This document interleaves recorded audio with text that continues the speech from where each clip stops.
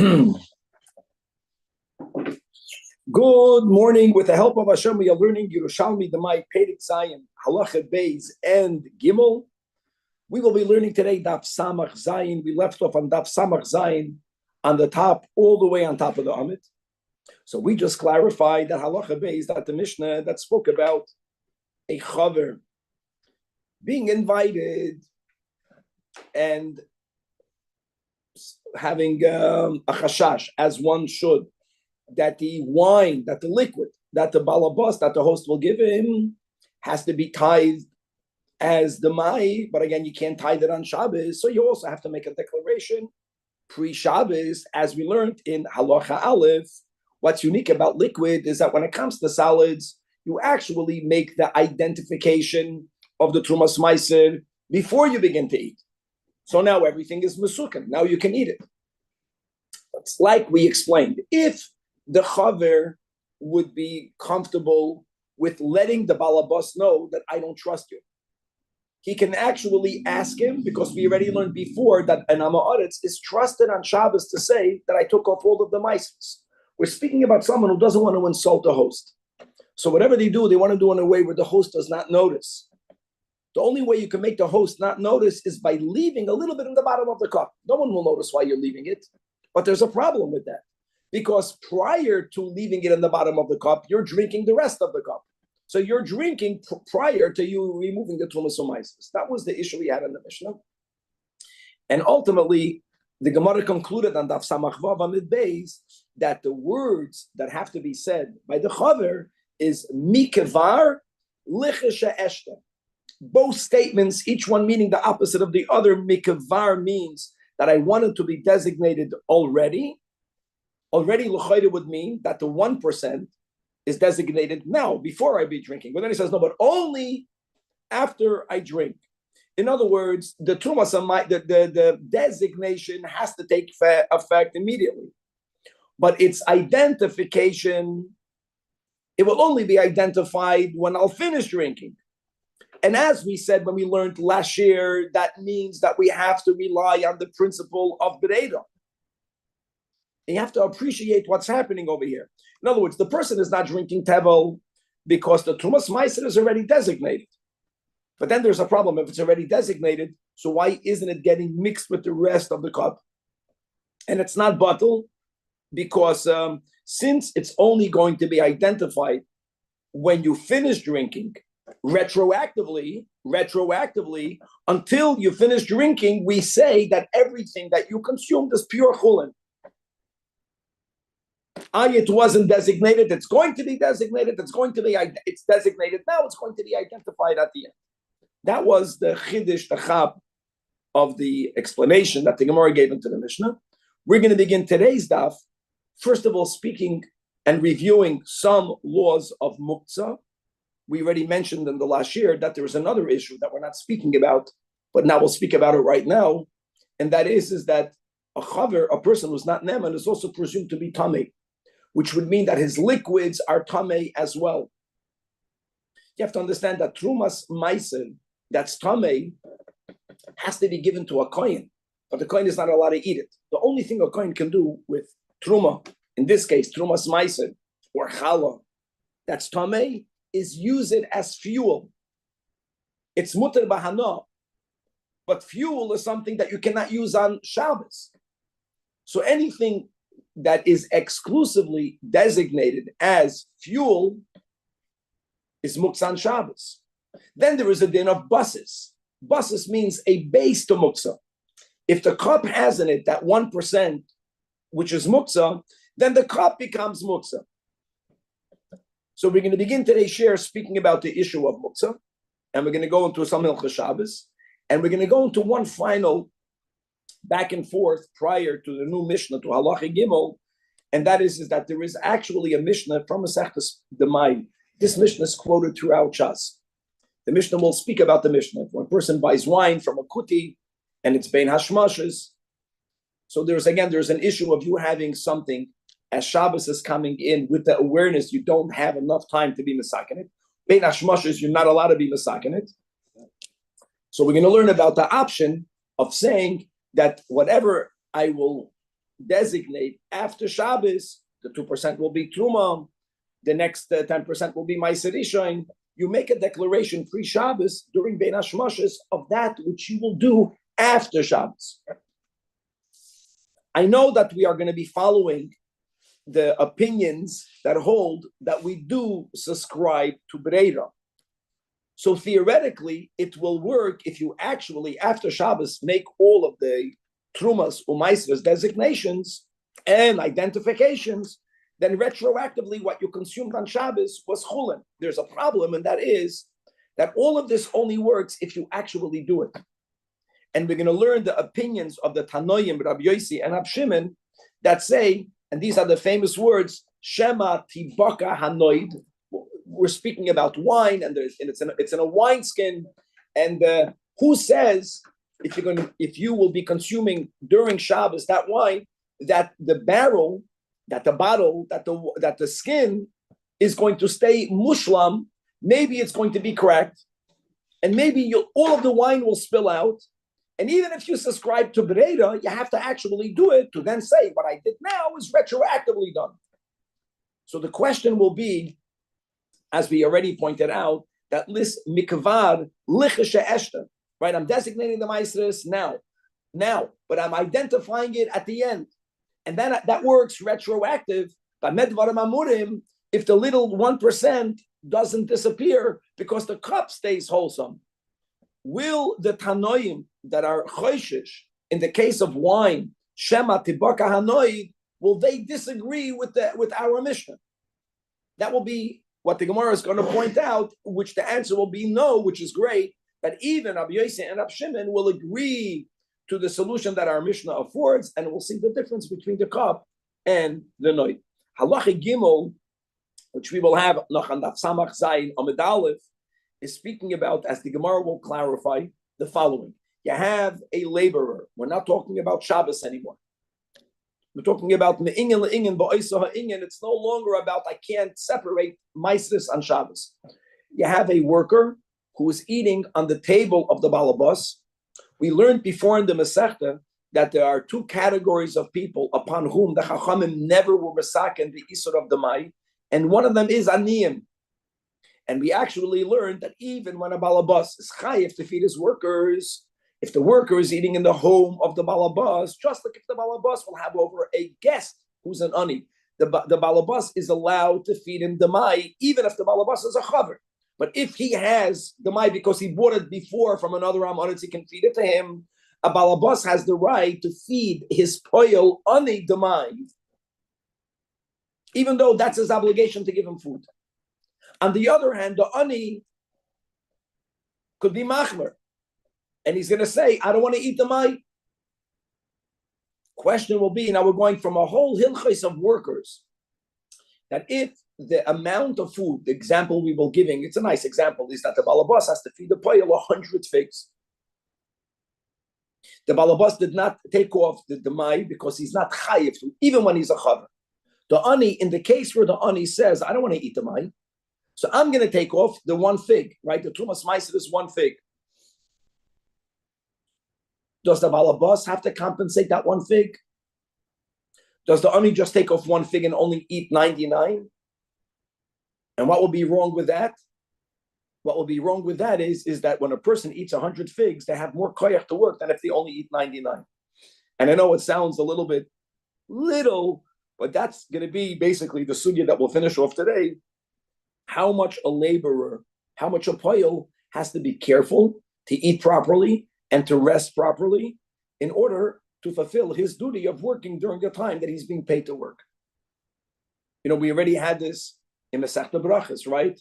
That when it comes to a poyel benching, in some cases, he doesn't even make the fourth bracha. Why? Not to waste the time that he's being paid to work. That's how careful the poyel has to be. Same thing will go, is he has to eat all of the food that he's being given to eat, because if he'll eat one fig less, he'll work a little bit less koyach. So that will be the topic of Halacha Gimel. And without any further ado, so again, we just spoke about the case that the Gemara clarified that the Trumas Meiser, now going back in the case of Shabbos, that the Chaver will drink will leave when he's drinking wine in the house of the Amoritz on Shabbos, unlike in Halacha Aleph, where the food is removed in the beginning, and again, he did it in a way where the owner doesn't even notice. And as we learned, he makes it into crumbs, and then he gets rid of it, and there's no baltashkis and anything less than a kazayis by the liquid. Technically, in order for the balabas not to be aware that he's actually separating the mai, he leaves it in the bottom of the cup. That which he leaves in the bottom of the cup gets mixed with the rest of the cup, becomes meduma, doesn't become meduma, because it will only be identified on the bottom of the cup. He's designating it now. He's going to identify it when he finishes drinking, and that goes retroactive. But now, since the bottom of the cup will be Trumas Maised, and it's a given, the Gemara in Yerushalmi doesn't have to say these words. We have to chop on our own, or go learn with the art scroll, and they'll think for you that it's Tamei, because we're speaking about an Einoi Nemon, and Trumas Maised, that's Tamei, is Muktzah, because its only function is for it to be used as fuel. And not only that, even the cup that's holding the liquid becomes the basis l'davar ha'asur, and therefore it's muktzah. So frek the Gemara of lo'nimtze metaltel truma tmeya b'Shabbos. That's the problem. So you're leaving over something in the cup that will be tummy. Now, obviously, if you wouldn't do anything, what's in the cup is chulin. What's in the cup is chulin. Even if you would leave a drop of chulin, or you can have chulin, even if the chulin is tummy. But now that it's tamei, and the worst thing is that if the owner would be aware of what the guest is doing, then the balabas is only not that careful when it comes to the dinner of meises, but the balabas is careful in dinei muktzah. He wouldn't move the cup, or he'll move the cup but he won't know that. That's the problem. So you're being machshel the balabas. So Amar Rabbi Elazar.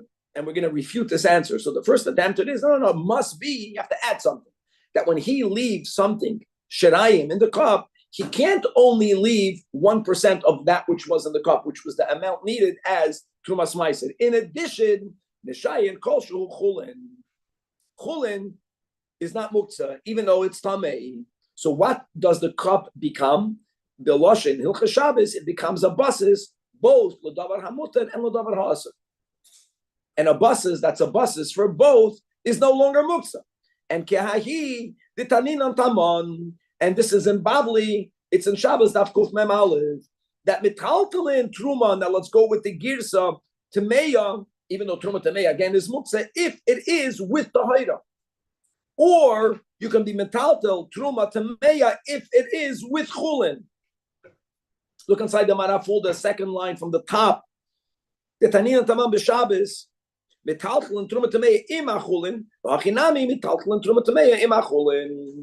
will be the answer. Right away counters the Gemara. No.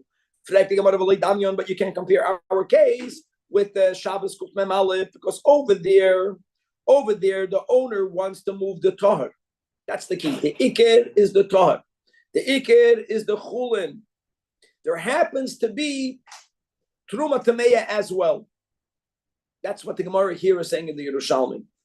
The Iker has to be that which is not muktzah. And even though the tray also has on it muktzah, it can go along with the non-muktzah. Tamon, Tameya is l'tzoyrech tohida. L'tzoyrech tohida means that the primary purpose of you moving the Iker base, the Iker basis, is for the davar that is not muktzah. But over here, the whole thing is that you have to resolve Trumas Maisid. What's important is that you're living over, which happens to be Tamei. So you're saying, it becomes a basis to something that cannot, that's muktzah. Okay, so leave a little bit more chulin. Can't do that. But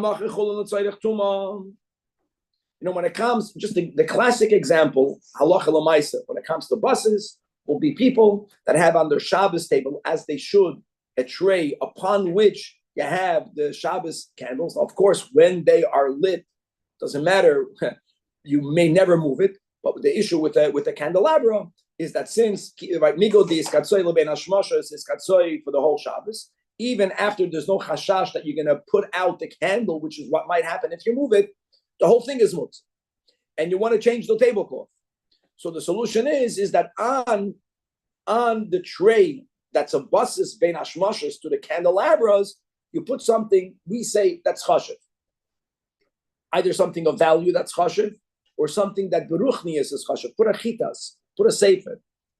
Okay, putting something very insignificant, however you will define that, taka doesn't work. But by us, if you put something significant, that's the way we pass, and you will be allowed to move the tray, because the tray then is a basis. Here in the Yerushalmi, it's not enough that you're putting something chashuv. We have to know what's the ikr. That's what we're saying over here. That's what the Yerushalmi is saying.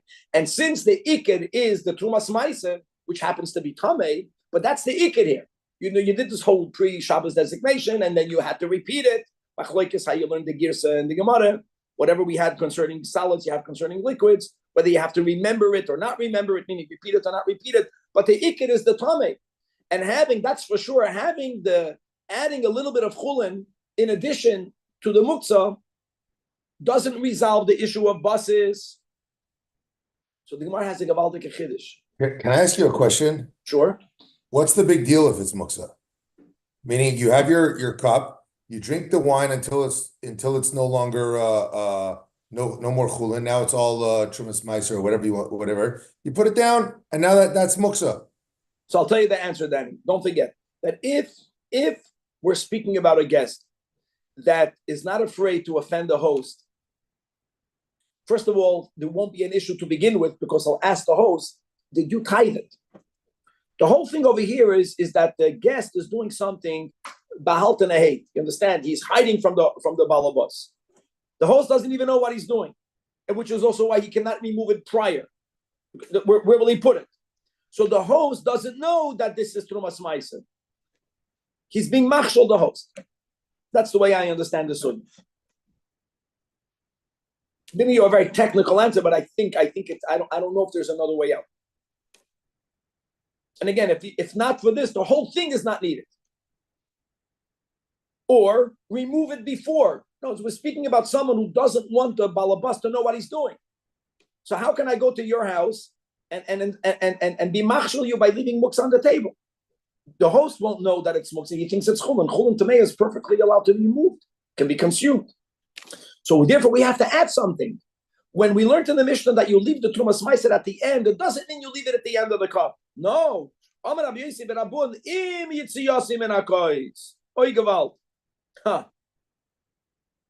Yeah, we're going with the presumption over here again that the host is not going to consume it. But when we learn to gesugya by solids, we're going to have to get rid of it. Maybe the guest has to get rid of it. The guest has the chrais to get rid of it. I know that 1% sounds very little, but if you have wine, if there was good mashka, no one is looking. Sometimes when you're a little bit dependent on alcohol, you're going to go drink the leftovers of someone else's cup. No, he's saying what you're saying. He's going to have to get rid of it at the end. So his declaration is that I am identifying. I'm going to identify, and that's going to go retroactive. The 1% of trumas ma'aser after it leaves the cup.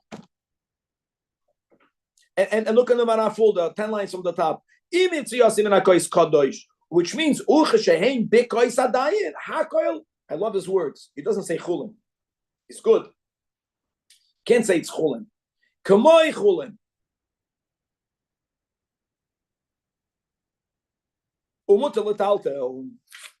Even though what you have in the bottom of the cup is the 1%, this is no, it's not yet. You're not just identifying it when it's in the bottom of the cup, when you decide not to drink anymore.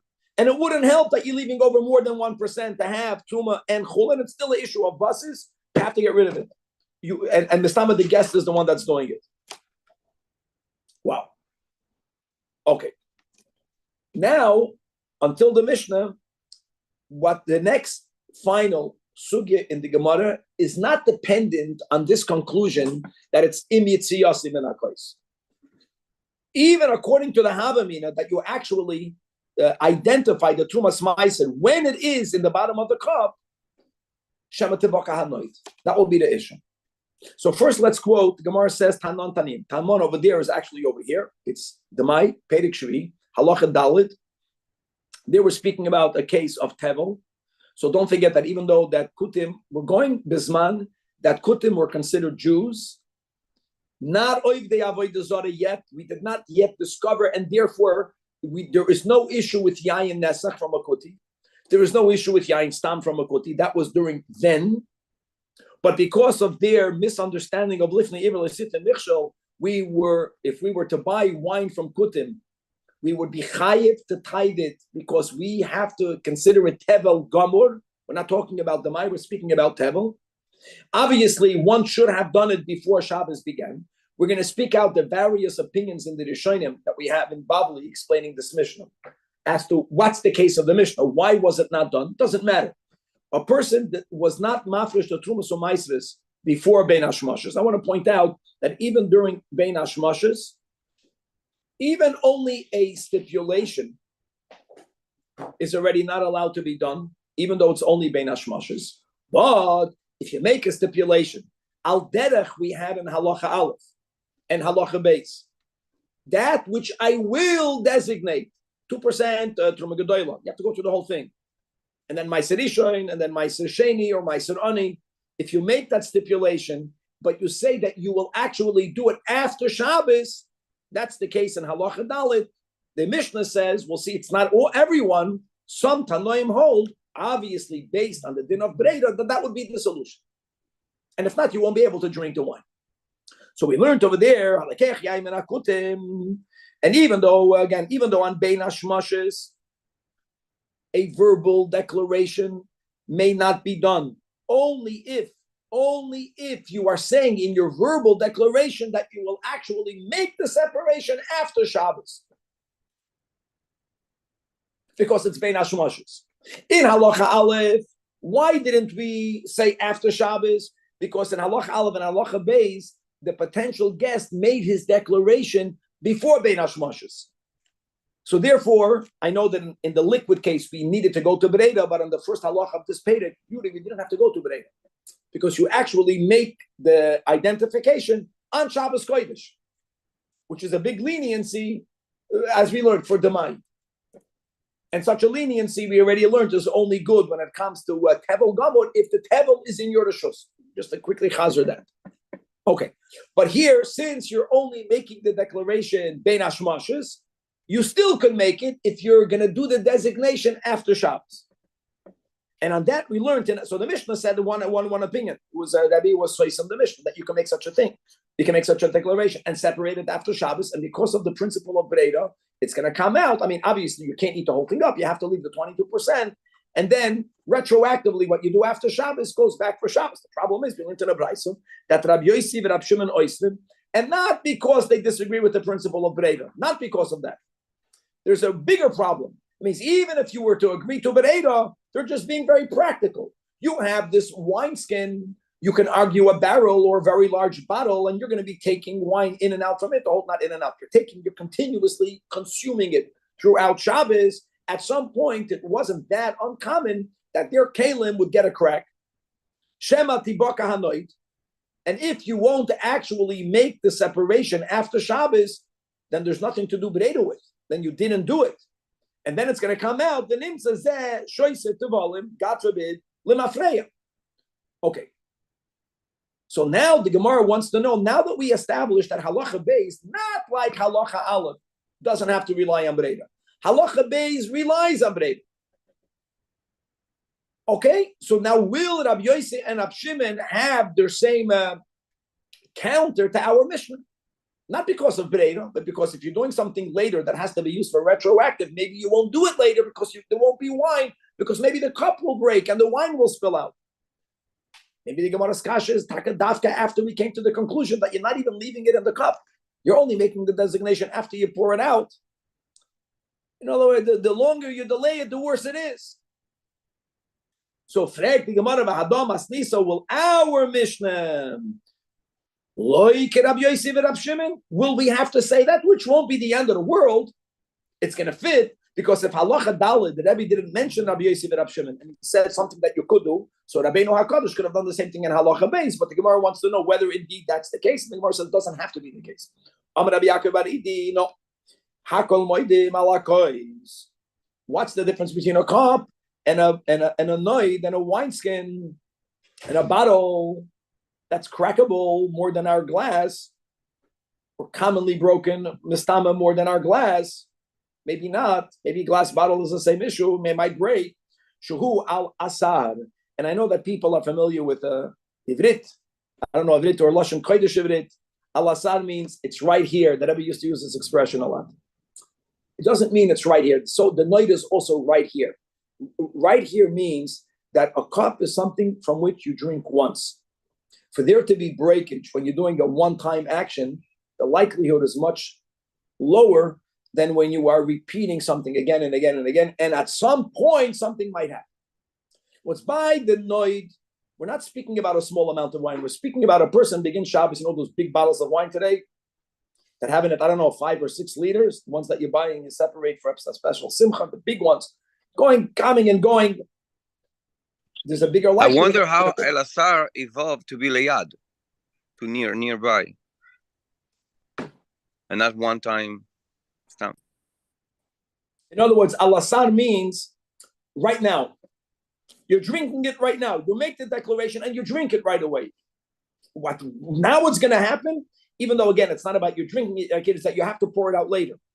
I think the Gemara's kasha is dafka behemshach. And if you pour it out later, that's what Danny was saying.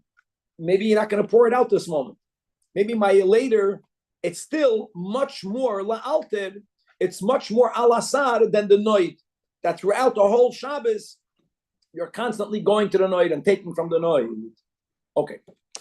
Halacha Gimel, like we said in the words of introduction, it's no longer dealing with the issue of not being ma'asad on Shabbos. That's not the issue. It's it's behemshech that you have a balabas. And the Gemara will establish befedish, the Gemara on Daf Samach Zayin Amud Beis, that our Mishnah is speaking about a balabas who's a chaver.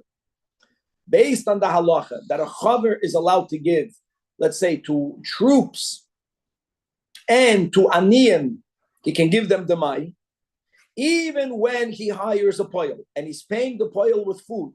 When that poil is eating around the table of the balabas has the right to give his poil ani demai. He's not breaking the rule. Umitzat sheni, a worker who's an ani can say, I never ate demai my whole life. I don't want to eat demai. And that's the case of the Mishnah. There's no issue with Shabbos.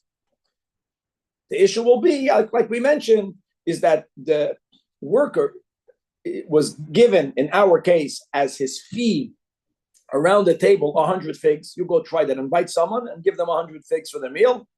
And if the poil will not eat 100 figs, he'll eat only 99, then he'll have 1 fig less koyach. And then that's not fair. He's going to work a little bit less. It works all the way around. You have 99. The last day is it's one that gives you all the power. Okay, very nice.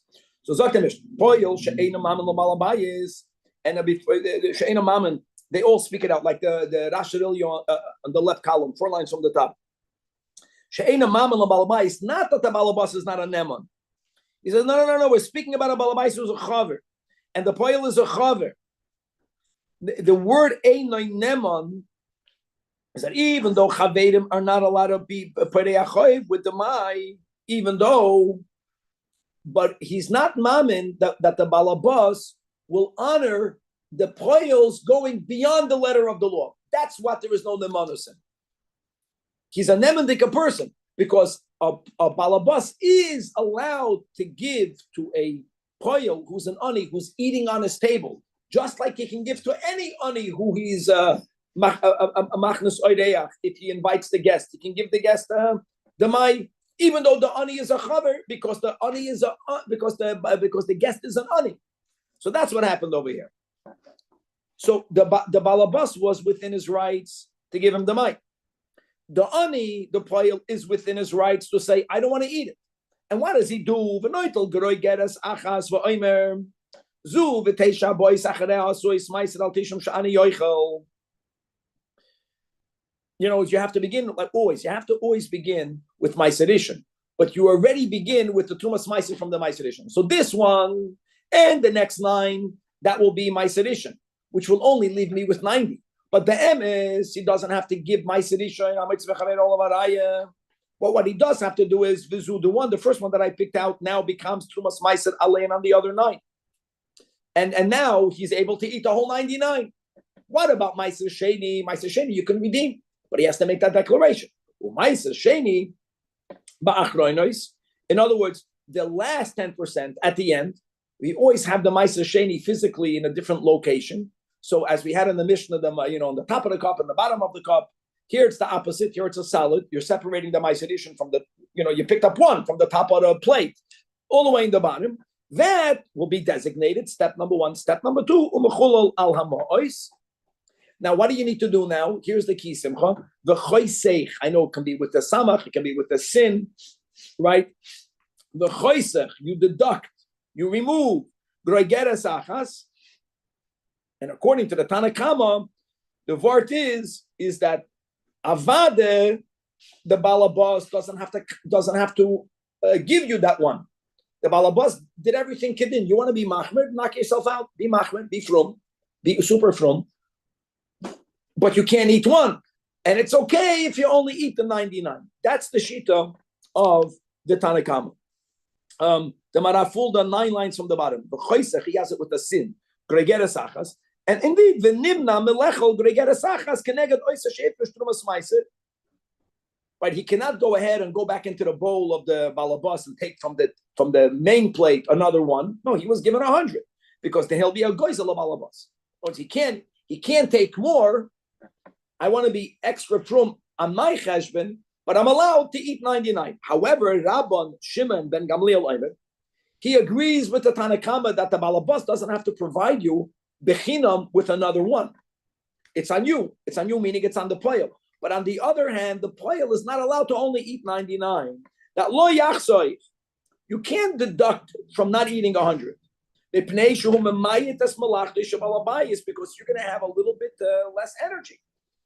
So what you have to do is you have to go ahead and pay or buy. Look inside the Marafulda, 5 lines from the bottom. Yikna achas, buy from him one. The Yisakan Aleim, it's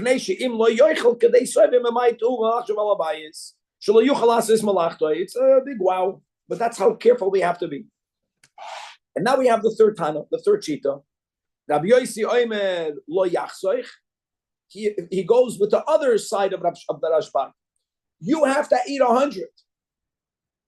You get to take off one as Trumas Meiser, and you are allowed to take one additional from the Balabas. Balabas gave you 100. You're going to end up taking 101, and you're not considered the Gazlan. In other words, you have to eat 100. He gave you 100. Who gives you the right to take another one? So this is taka given to you by the Beis Din. Pnei shehu tonight Beis Din, that in a case like this, in a case where we're only speaking about the Mai, even though he was within his right not to take off the Mai tithes, if the poil, the ani, in this case, the guest, wants to take off Trumas Meiser, the Balabas has to do it. Tonight Beis Din, they have all these guests that they make the host. They put them in a difficult pickle, right? That you use only schmaltz. Many people do that. They make their host go crazy. Here he's just taking another fig. This guy's saying, thank God. Could have been much worse. So the main difference between Rabbi Yossi and Rashbag, money. Is Rashbag saying if you want to add another one, it comes from your pocket. Not if you have to. No, if you have to. The and Rabbi Yossi is saying that it comes from the Balabas's pocket. That's right.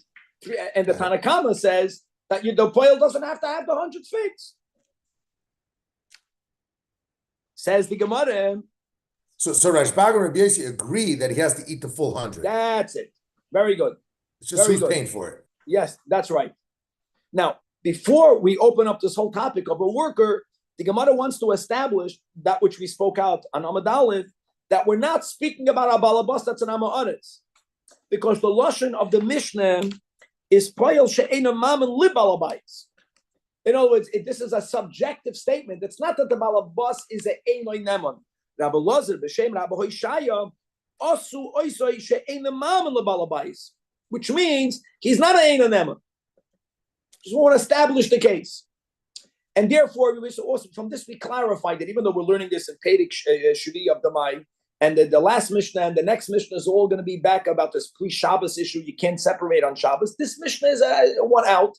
We get the Hemshich. It's about someone around the table having to separate Trumas Meiser, but it's a different topic. It's Me'ingen, Bo'isa Ingen, just to make it clear. And the Einoi Neman even doesn't mean the Einoi Neman. Because in the Halacha Aleph and Halacha Beis, we just quoted the last one, not the last one, the second to last one. There's in the fourth Mishnah, because there's going to be 5 Mishnayos and about this topic. There, the Kuti is B'chlal Neman. It's about there's no Nemanus Be'emes. Here, it's meaning Asu Oisek She'ein Amav L'Balabais. And that's going to be a key part of appreciating the Machlokes. Okay. Now like this. He's separating one. And we're not talking about a liquid. We're talking about a solid. And the Mishnah said clearly, he picks up the one. The first one that he picked up will be the Trumas Meiser.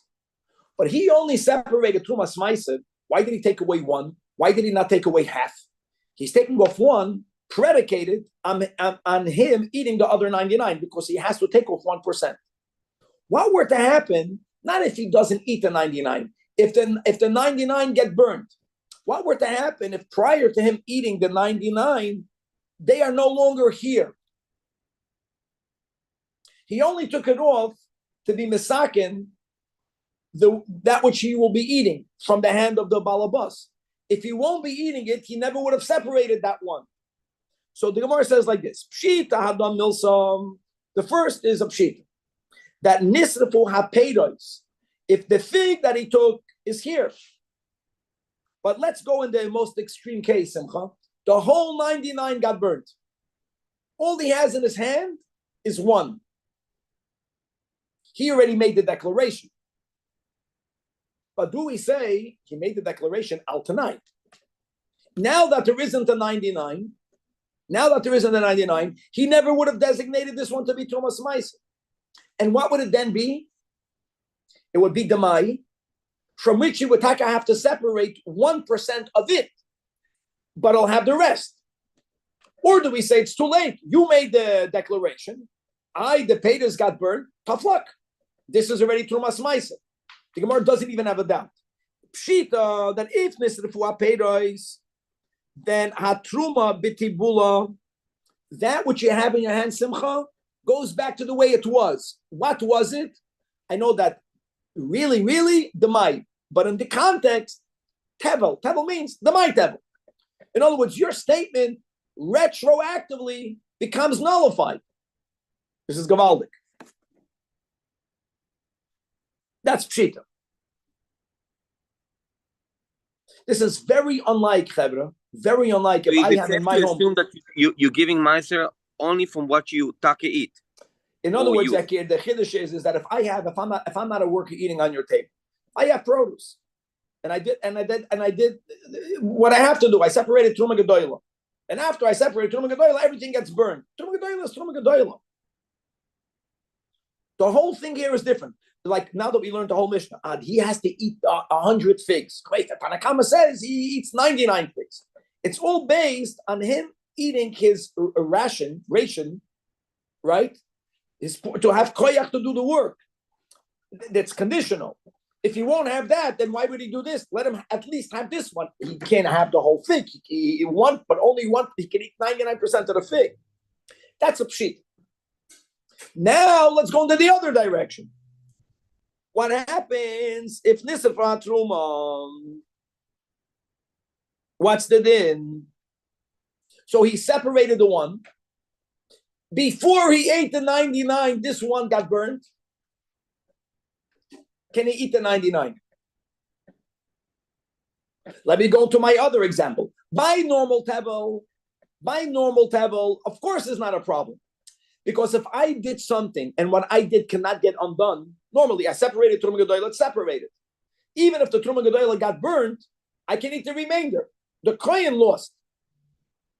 But since we're saying over here that if the peiros get destroyed, shita, that the fig becomes ois trumas meiser, so it's not a done deal. It's conditional. So now I get to ask in the other direction. If this got destroyed, it wasn't for sure. It could have been nullified. Gavaldik.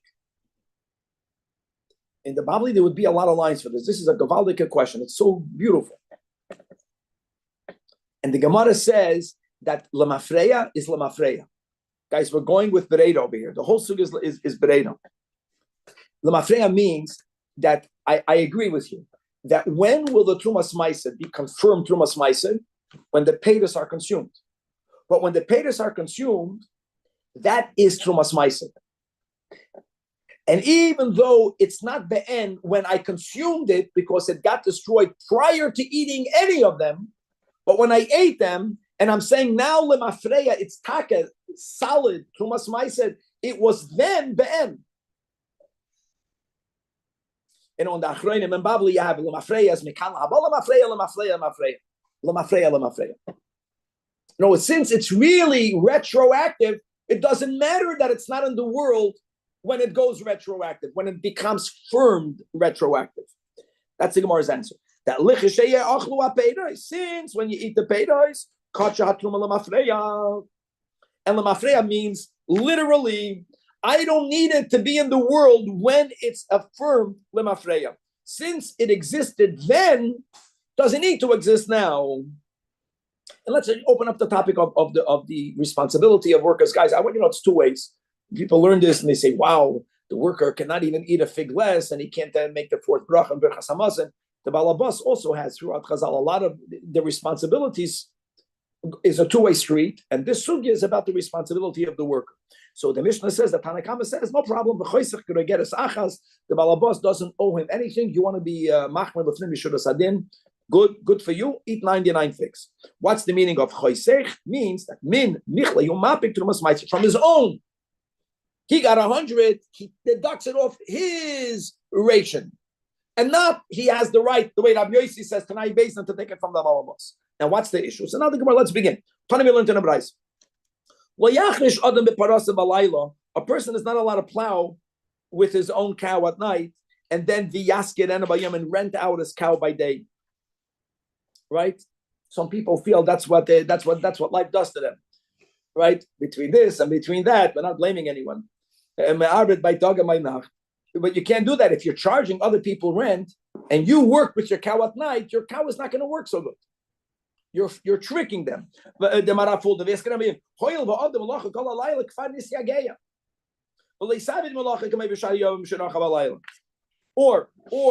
it's not only by a cow, by a human. Just the first liner. A person should not do his own work at night, and then he should get a job by day. Not allowed to do that, because you won't be working properly. Right? Like if I bring the whole night and then go learn. Yeah, I came to say that. No, you didn't. Your body was there. Your brain was not there. Why? Because you drank last night. If I bring the whole night, it doesn't work that way. And now the sheet of the Baal Shem Tov, we're still posted. Chayelo lo yarav atzmai v'lo yisagev atzmai. If a person is doing work for other people, you're not allowed to do sigofim. You're not allowed to hunger. You're not allowed to afflict yourself. Why? Because you got tzaddik. Ooh, you're fasting. You're fasted. Yeah? What kind of job will you do? You won't.